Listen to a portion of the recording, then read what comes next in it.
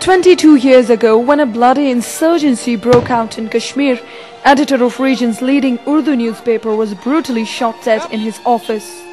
A small group of frightened Kashmiri journalists then huddled in a dingy room of a newspaper office, smelling of stale cigarettes, started asking each other who next. The answer was violent and blood-soaked. Nearly 9 of them were killed and over a dozen wounded since then. Their offices were bombed, many of them were abducted, harassed and jailed. Their homes were raided. Militants and security forces always blamed each other for the attacks on Kashmiri journalists who walk on a razor edge and can't afford a mistake because they are reporting their own conflict.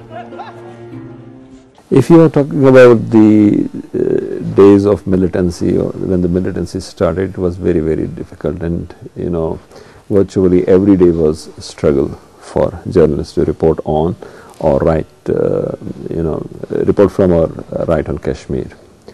But now the situation has changed for better, but it would be wrong to suggest that the problem is over. Problem is still there. You still have to be very careful. Some of them were labelled as Pakistani sympathizers and others Indian agents.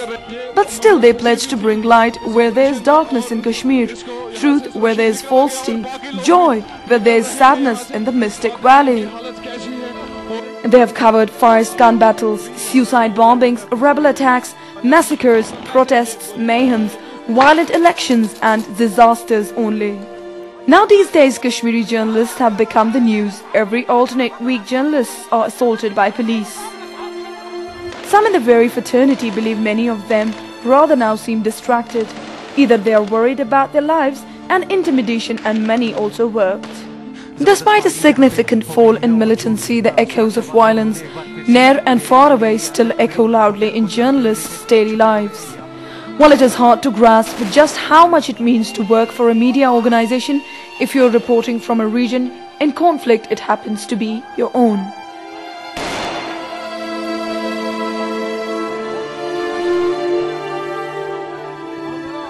The 2 decades-old conflict has taken a terrible toll, both on Kashmir and its journalists otherwise. Caught between warring factions, this fraternity faces hellish situation simply for doing their jobs, and most of them suffer from fatigue, stress-related illnesses and feel worn out. Stress levels quickly rise as reporters and photojournalists realize that their assignment will not be easy whenever they go out to cover an incident mostly violent. On many occasions, journalists had to drop their cameras and take care of injured reporters, photographers, civilians and even security force personnel. The strain of seeing the impact of the news they report on loved ones, friends and neighbors, and the awful dilemma that stems from having to choose at times between being with your family and covering the story.